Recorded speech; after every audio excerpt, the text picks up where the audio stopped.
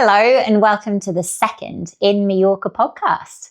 Today I am joined with the lovely Arizona Belle and Madison Elyse. Welcome. Thank you. Thanks for having us. So excited to have you both here.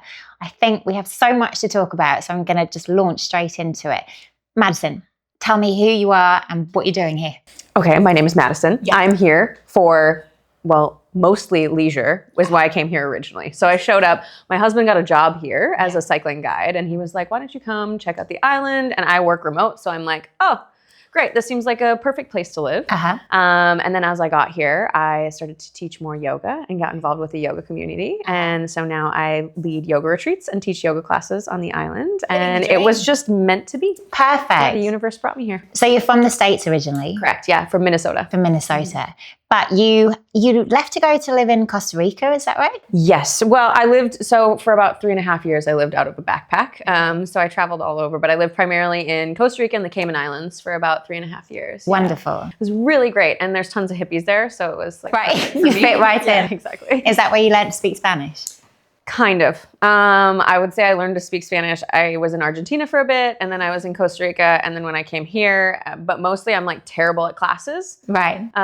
So yeah, learning by osmosis is kind of the only way that I did it. And also, if I'm being honest, like drinking at bars and talking to people after a few drinks made me a little bit more comfortable. Is that where I'm going wrong? Yeah, I think maybe. Yeah. Right. Okay, to the I feel bar. like that's where I learned the most. So yeah. Well, I've heard you talk. You speak perfect Spanish. That's very generous. And your career path, were you a yoga teacher back in the States? Yeah, so I was a yoga teacher I've been teaching yoga for about 10 years, but prior to that, I worked at a marketing firm. And one day I was looking out the window on a beautiful day just like this, and I realized that I didn't want to be stuck at a desk my entire life. Okay.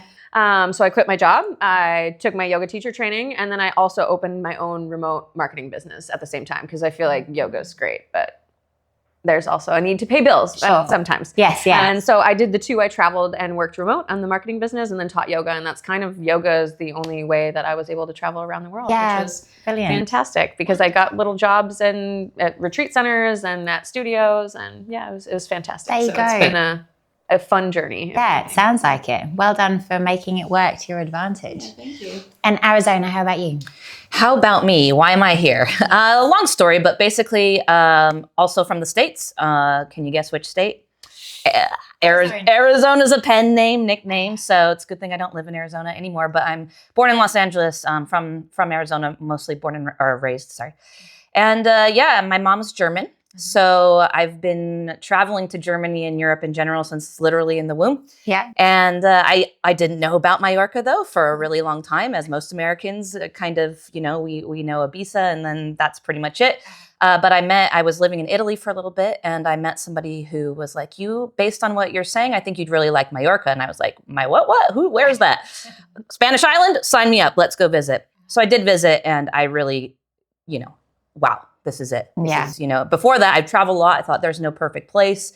And then I got here and I was like, there is a perfect place for me. Wonderful. And that's how I feel about Mallorca. It's everything I want. Yeah. Everyone that comes here suddenly seems like they have landed on the Golden Isle. Yeah. It has that magic combination, doesn't it? Absolutely. And how do you make a living? I am an author and a ghostwriter and a literary agent. So all things in the publishing world, that is how I make a living. And I've been writing forever, basically, since leaving college. And so for the past 20 years, and not to date myself, but yeah, I've been writing for a long time. And yeah, I just had a mission to make money off of my creative talent, which is very hard to do. So that's what I'm doing. And I've been working remotely for a really long time. So that allows me to work from the island. Incredible. And how did you both meet? Started with you. It did start with me. Okay, so I went and saw a psychic.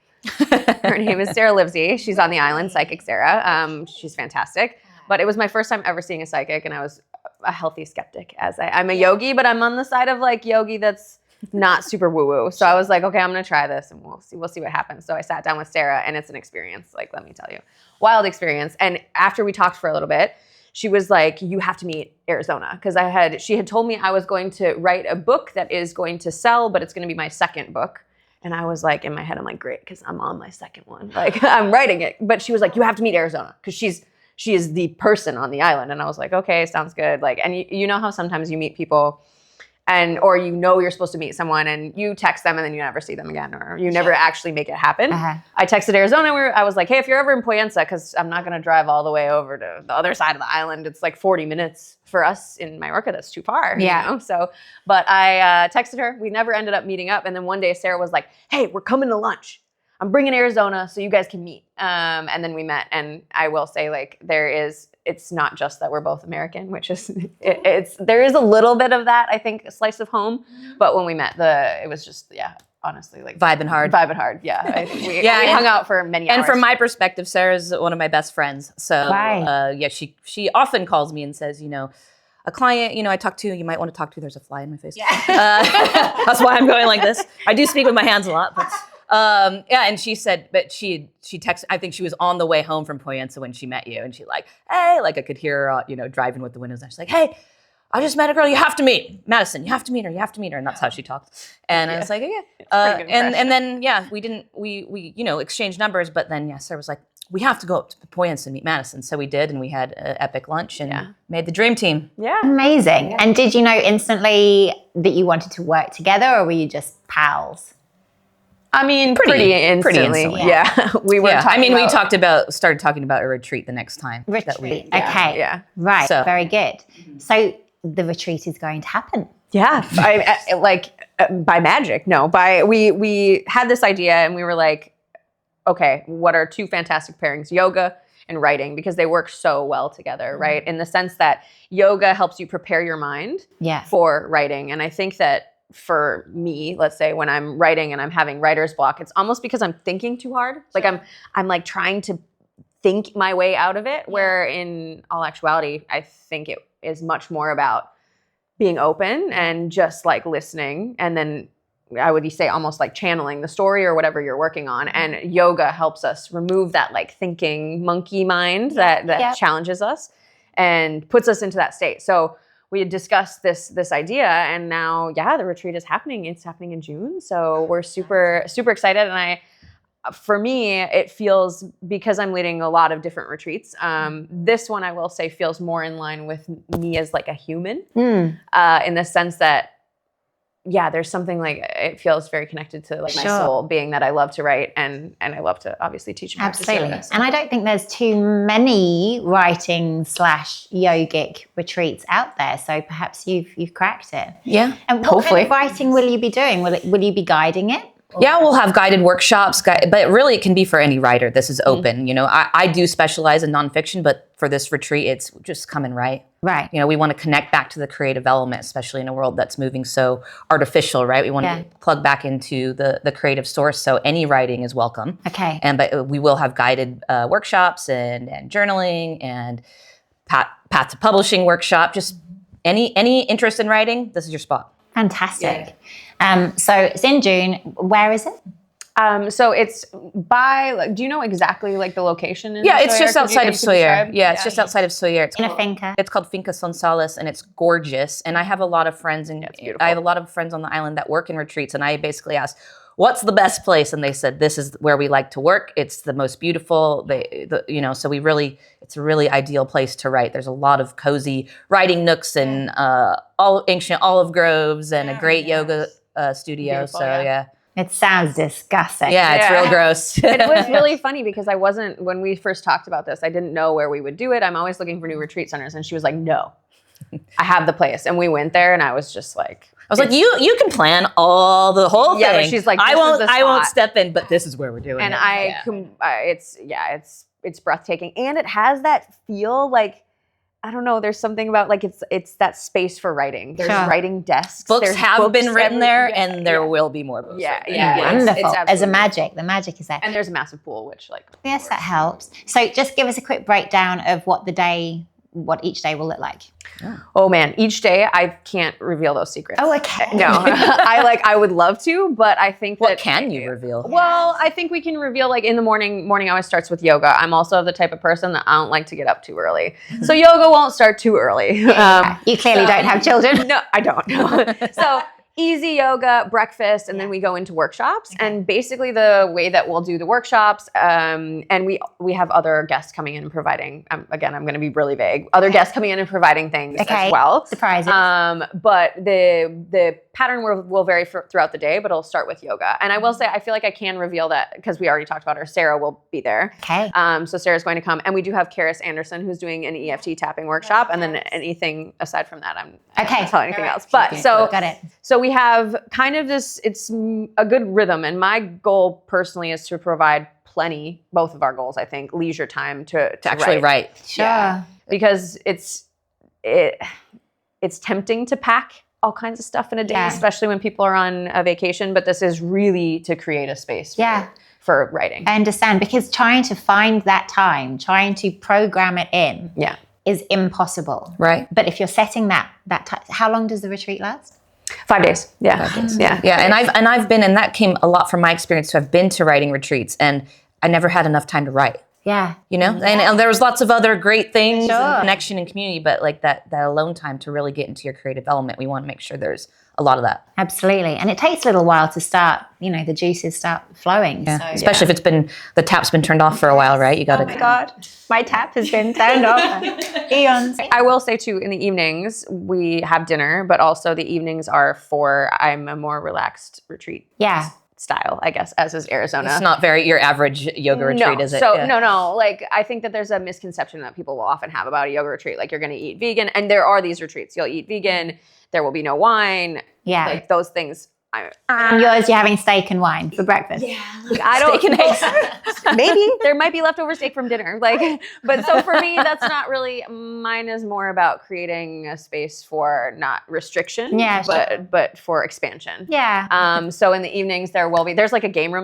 There's a pool table, There's right? pool table, There's cinema room, video games, everything. Yeah. There's video games, which I'm super stoked about. I have a funny steak and eggs story though, real quick. Okay, go Just for the other day, I was at brunch with friends, and they were mostly Brits, and they were like, I said steak and eggs. I had steak and eggs for breakfast. They're like, you what?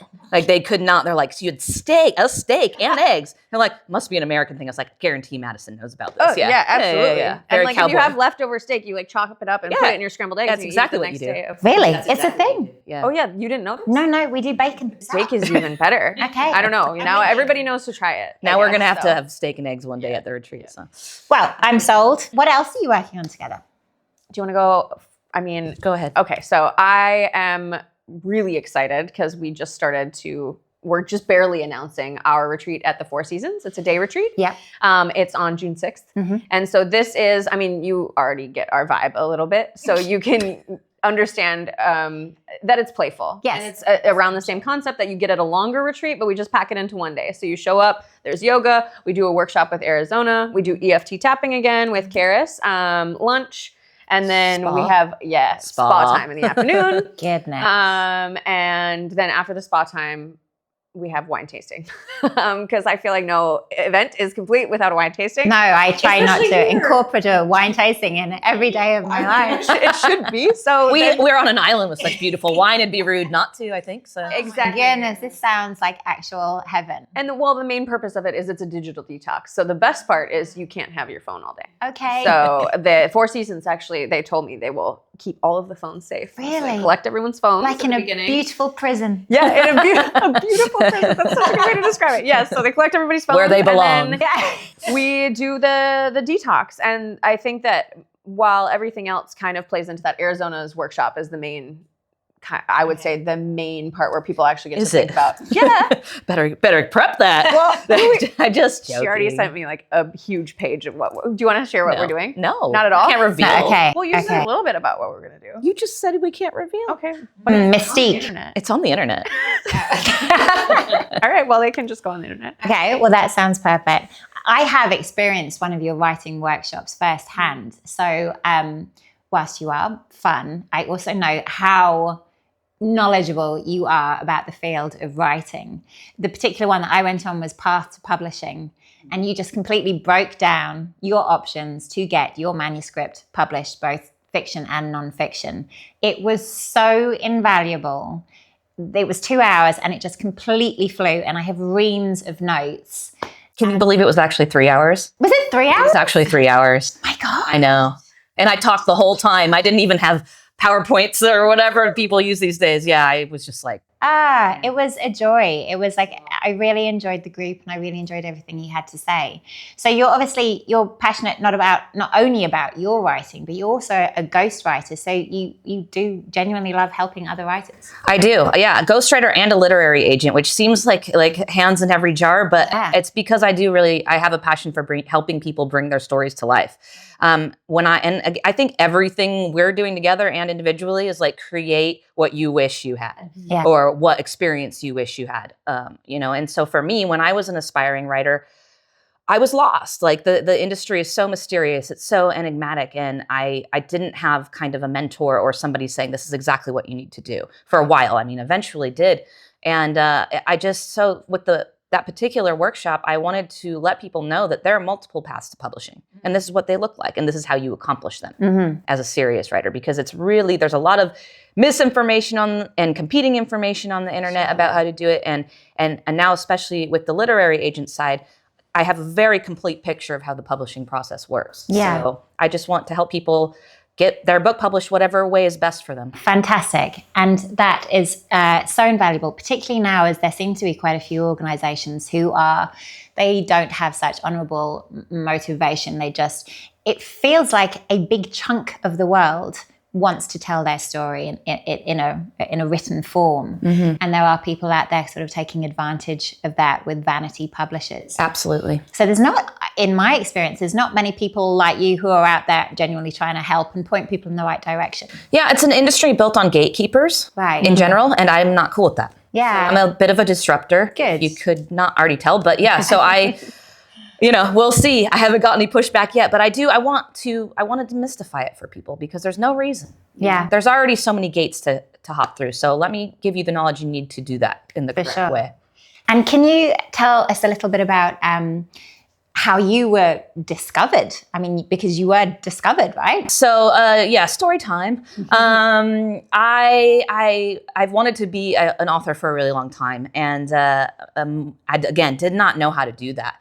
And eventually I did get a mentor, and I was like, maybe I should just self-publish. And this woman was a traditionally published, very successful author. And she was like, you're absolutely not going to self-publish because you have what it takes to traditionally publish. However, what you don't have is a platform. And I was like, just like most writers, that word, don't want a platform. I'm trying to hide here behind my writing. So I thought about it, and I was working in magazines at the time. So what I did was I was like, you know what? I'm going to make a magazine so that other people write for me and I can build my platform that way, right? So that's how it started. So that platform, it's now defunct because I've moved into a different direction, but it was very successful. It blew up, which turned into people asking me to speak places at conferences, to start a podcast, all things I didn't want to do, right? None of this I wanted to do. So the podcast became very popular, everything. So the magic number at the time was get 10,000 followers. And I ended up getting, we were mentioned in the Atlantic, so we ended up getting 60, 70,000. And I was like, so I kind of had a talk with the universe at the time, and I was like, you know what? I'm too busy to do what it takes to get the book deal, which is, in my case, nonfiction, write a book proposal. Too busy to do any of it, so just bring it to me. Demand. I kind of didn't believe it, but I should have, because then a couple months later, I got an email, and I thought it was a scam. And it was someone saying, we already have a concept sold for this book for Macmillan, which is one of the biggest publishers in the world. Absolutely. And we think you'd plug really well into it, which the stuff I was doing at the time really did align with the concept. And I was like, nah, this is a scam. And my business partner at the time was like, just reply, you never know. And a week later, I was on a call with them and signing a book deal with Macmillan. That really does not happen very often. It doesn't happen very often, no. And so I was like, wow, okay, I'm going to demand things from the universe more often. So. Has it worked out since? Have other things come to you that you have demanded? What were we talking about before we started? Mindset. Yeah. Yeah. Do you think that's just to diverse slightly, because I'm interested, because there's so many things I'd like to demand.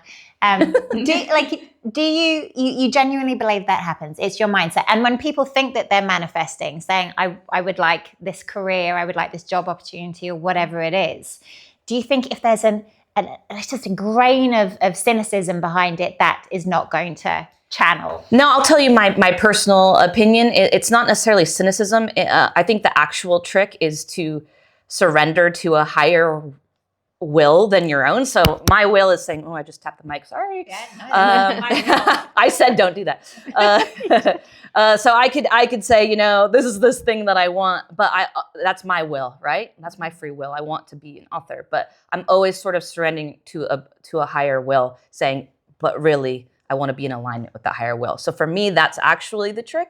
And I don't know, that might sound a little woo, but my background is in spirituality. That was the podcast. That's the book. To the yoga teacher, it's not too woo. I think. Is there a woo? But so if I'm out there saying I want $1 million and I want a beach house and I want this, well, you know, okay, or something better. What I really want is to do that I'm meant to be doing. So your intentions need to be honorable. I think that that's the real secret. Yeah. You know? Okay. Or the nailing the word of surrender, really. I think that a lot of us, and myself included, get caught up in chasing things that or trying to control things that we can't control. Mm-hmm. And when you just relax into it, like relax into what feels good and follow that, I think it changes everything. Yeah.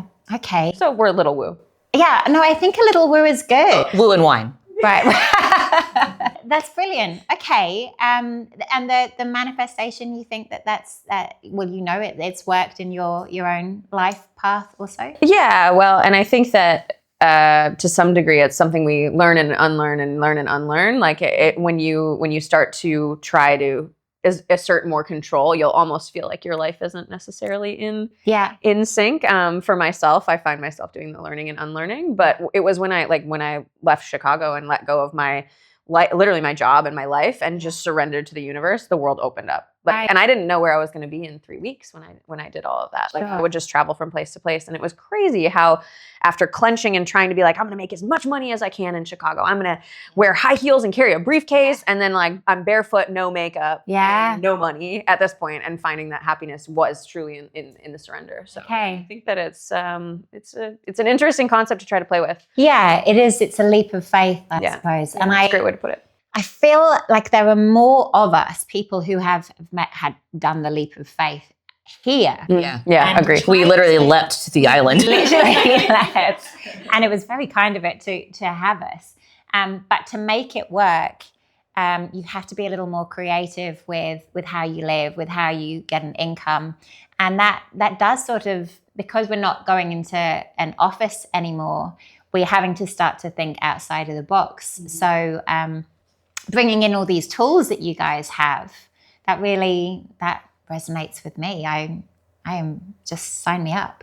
You're in, Lucy. Yeah, you're already in. So, and can you divulge a little information about what was book 1 or book 2? Or well, book 1 was like it was about travel, and it was almost a guide, and it's weird because it was almost on this topic, actually. It was about how to encourage people to let go of and stop making excuses for why they can't. Right. Which I think is very common. Oh, I can't because XYZ. And like a lot of times, sure, there are circumstances in our lives that don't allow us to do certain things. But if your excuse is like, oh, I can't because I have a car, or oh, I can't because I'm scared. Sure. But the more I wrote that book, the more I felt like it was like, I don't know, preachy and weird. And I was just like, I ended up letting go. And the new book is a mystery thriller horror novel. God, your yoga teacher. Yeah, your yoga teacher loves to write horror, and it's it's about basically like the storm of the century hits a small town in Wisconsin, and Stephen King is like one of my okay. So if you enjoy that, then it would probably be along those lines. And if you don't, then definitely like.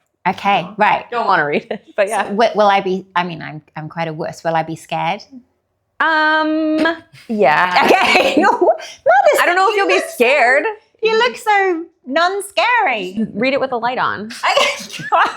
I don't know. And I find it very fun and cathartic. And I think that's the reminder too, that writing, what happened to me is I thought I needed to write a certain way or be a certain thing. And I think this translates to all of life, but realizing that I can write whatever I want. I can be as strange as I want and not feel restricted by that. And I think that's kind of. And I will say it's quite good. Yeah. I've only read the first 30 pages. Very, very impressive. Fantastic, because I also sent you one of my children's books, nervously shaking, handing it over. So scary. And it was also very good. We're scared of you.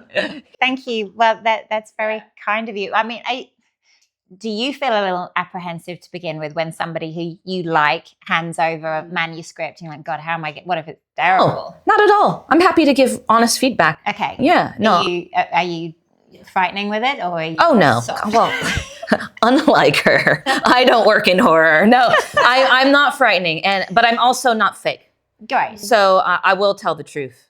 I will sandwich it in between these things. But no, I will tell the truth. Yeah, and what I really, again, am passionate about is helping people get their stories out. So if it's not at a level that they want it to be or need it to be, people, I consult with people all the time. That's what I do on that. Okay. So how can we get this to where we want it? What's your goal and how can we get it there? And is that also when the ghostwriting comes in? Like, I love your story, but I don't know if the writing bit is... No, I don't. I'm not... People come to me wanting a ghostwriter, knowing they need one. I'm never trying to push it. If somebody wants to write their own story, I encourage that. Okay. And I will help them do that in different ways. I can consult and edit and help book coach and shape it with you, which I have quite a few clients I do that with. But, the people that come to me knowing I either don't have time or skill to write a book, but I need to get my story out. And there's a variety of reasons why people want to do that. To leave a legacy, to leave their story with their family, to help their business launch in a certain way. Right. They want the book to do it, to put their concept down, and just don't have time. Yeah.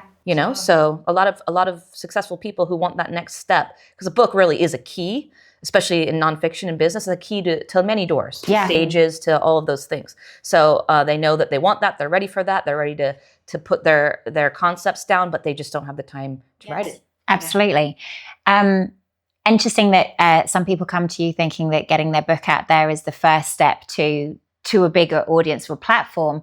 Whereas it's kind of also the other way around now, isn't it? As you mentioned before, they work in tandem. Right. They work in tandem, right? So I think those people that are coming to me, like as it being opening up their audience, they might have already been working with one in some capacity, as far as, coaches or people who have businesses, and they're like, okay, this is the next step. And then there's also the writers who don't have a platform, which is like people who love to write. They're typically not out there wanting to are they predominantly introverted? Well, there's a bit of that, and even like me, I can be extroverted too, but when I'm writing, I'm internal, and I don't want to post about it on social media. Sure. Yeah, it's a vulnerable thing. It's a bit of we used to just like Ernest Hemingway, just get drunk and write. That off it goes. I miss those days. No, I miss those days, So now we have to do the whole marketing and this whole stuff that doesn't necessarily jive with creative mindset. So that platform thing is kind of scary to people, but it is unfortunately sort of a necessary thing as far as traditional publishing goes. Yeah, well, that's just the way of the world, and you, I suppose, just have to go with it and learn how to work alongside it. So can you tell me what was the book that Macmillan published? Yeah. So the book is called Soul Magic, Ancient Wisdom for Modern Mystics. And at the time I had a really popular podcast based in spirituality. So super woo. Actually, I like way off my scale. Yeah. Oh, super woo. Way more woo than her. Yeah. Despite appearances. No, you don't come across this way. No, I don't. It's kind of a mystery. And then my spirituality has also evolved. There's the meme where it's like the spiritual starter pack with like the crystals and the sage and all that. And that's kind of what I was doing with my podcast. And then there's the advanced starter pack where it's like Ben Affleck smoking a cigarette with his like 17th coffee. That's where I'm at now. So, but yeah, so that was what the book was on. And then I'm working on a totally different book now. So, but we can't go into. Which I've also read a little bit of. I can't. No, I can tell you because the book is on submission with my own agent. So I'm an agent, but I also have an agent, right? Okay. Because somebody in the workshop asked, why do you need an agent if you're an agent? Yeah. Because that's how it works. I can't sell my own stuff, right? So I have an agent, and she's got my book on submission, meaning it's being pitched to publishing houses now. It's called The Griever's Dictionary. It's nonfiction memoir about the loss of my mom. But it sounds sad, but it's the goal of the book is to help people again, to create the thing I wish I had when I was going through grief, but it's to hopefully make people feel belonged in their very isolating experience. Yeah, sure. Yeah. Well, that's one. I mean, perhaps these incredible things are coming to you because, well, one, you're a great writer, but also what you're trying to accomplish is really, for the greater good. It has always kind of been my thing. Yeah. I definitely Commendable. Yeah, I definitely want to help people because I know what it's like to need help too. Sure. So yes. Well, I'm grateful that you exist. I'm also grateful you exist, Lucy. Oh my gosh, thanks guys for including me. Now, another one of your do's that I've been to, went with lovely Madison, was your books Uncorked. Ooh, Words and Wine. Yes. It's called Books Uncorked, An Evening of Words and Wine. So again, creating what I wish I would have had. When I moved back to the island, because I've been here a couple of times, but when I moved back in 2024, I was kind of craving a literary community because again, it's a very sort of isolating thing being a writer full time. Then there's obviously some things going on and some cool things, but I met my friend Amy and she's a wine guru. And instantly I was like, what? And she was on the same page. She was like, are we pairing literature and wine? Yeah, we are. So basically what happens is for a couple hours every other month or so, we get together in a really cute, cozy, candlelit spot in Palma, although we're going to go on tour a little bit to Pollensa first. And we take a book and we obviously can't read the whole book, but I bring out some excerpts of the book and set the scene and storytell and kind of get people immersed in the story while Amy pairs passages to the wine that she's brought. And so, it's not me just lecturing on a stage. We want it to be really interactive. So we have breaks and people mingle. And it's just kind of my version of a book club, but with wine, and you don't really have to read the book. Yeah, it's phenomenal. It's like being in a film. It's like all the things. We can both speak to how, like, her and I were just geeking out at how much fun we were having. And what I really love, the added element of surprise, because nobody knows the book that you're going to be discussing until you get there. Yeah, except for Psychic Sarah. Oh, yeah, of course. Gosh, True. she knows. I never thought about that. How disappointing life must be with nothing popping up from around the corner. Yeah. So the first book was Frankenstein. First book was Frankenstein. It was on October 30th. Yes. And the funny thing about that is I did not know that a new movie was coming out like a week later. Right. So it was very much just tapped into. I also didn't know that it was your thesis or whatever. Yeah. You knew in the opening. So you how did you open it? You did something really clever. You said that Percy. I was kind of introducing the background to Mary Shelley and how the book came to be without giving it away. Yes. But then obviously people, especially that knew the book, we were quick to say. So yeah, there is that element of surprise. And I have toyed with it, like, should I name the book? I'm like, no, I think people like the surprise. It's so fun. Yeah, It's so fun. definitely. Like, Vicky and I were talking about it the other day. My friend What's Vicky. the book? We're like, what's the book? And she's like, she put a little teaser out online. And I was like, what does it say? And she read it to me. I was like, well, there's nothing in there that's going to tell me what it is. So you're being a little too vague. If you could just give a little more of a hint. No, but this is it. You're creating this mystery, right? I want more. So you're doing it perfectly. A hint is that you should listen to the music I put on the Instagram stories. Oh, man. Okay. Good, because on the second one, so we'd been to the first, and then I hope I don't miss one. You've been to them all, Lucy. Yay! So we were sharing a taxi with some other friends from the north down to Palma. And we were all discussing it and the hype that's involved in not knowing what the book's going to be. And we had a rough idea. And then we came in and the music was kind of like 1920s roaring. And there were like little champagne glasses. And I was like, it's got to be The Great Gatsby. And it was. It was. Yeah, but it just fit. Yeah, so good. Yeah. And the wine pairing works really well. Well, obviously we had the little fizz, which was nice. But in the first one, when you were discussing Frankenstein, it's Amy, isn't it? The sommelier. So one of the wines, was it from Romania? Am I right in thinking? Oh gosh, I don't know because I think you're right. I hope Amy is not mad and we messed it up, but I'm pretty sure it was because it was very on the. Yes. Yeah. I know. I know. It's really given it a lot of thought. I blocked that out because I'm in my own nervous yes, of course. energy, focusing on I don't even listen to Amy when she talks. Sure. Sorry, Amy. Yeah. But I'm like so focused on what's coming next for me. Well, it's really clever. It's really clever how it works. I think you're onto something. I mean, I know you're onto something because they get sold out so quickly. Yeah, they do. Brilliant. Yeah, and it's just fun. I mean, I think that's the main thing is that it's a unique experience. It is. And yeah, people seem to enjoy it. So yeah, wonderful. Well, you're onto something. I mean, a lot of us here love well-being, love yoga, we love books, we love writing, we love creativity, and we love wine. So I mean, you cracked it. It's the trifecta. Amazing. So for people who want to follow all the wonderful things that you're doing, what's the best way? For me, Instagram, which is the easiest way to find me. Yeah. I also have a website. Okay. Do you want me to like say these out loud? Does this help? Because it's like at MEELYSE. My middle name is Elyse, so Madison, MEELYSE. Okay. And my website is at www.madisonelyse.com. There we go. Good thing I didn't forget the W's, or people wouldn't know. So those are probably the two easiest ways. Great. Got it. Yeah, I've got a million things. So we'll just find me on Instagram. I'll give two. So it's at _Arizona Belle, because apparently somebody took at Arizona Belle and I really want it. Oh.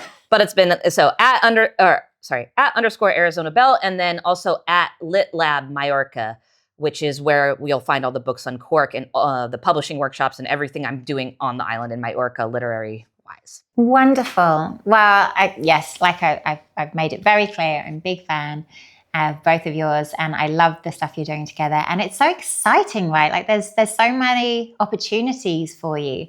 Do you have plans for the future? Like, where are all these ideas? We do. We don't know what they are yet because we're going to talk about them over lunch today. Right. Well, we'll meet back here. Future podcast. Part 2. Things are going to get real good. Oh, wow. Yeah. Okay. Actual murder mysteries. Oh, stop it. Don't. Anyone watching that knows me. I've got a Agatha Christie detective thing going on. In the book. Amazing. Well, thank you both. Great to have you on the island and on the couch. Thank you. Thanks so much, Lucy. Thank you.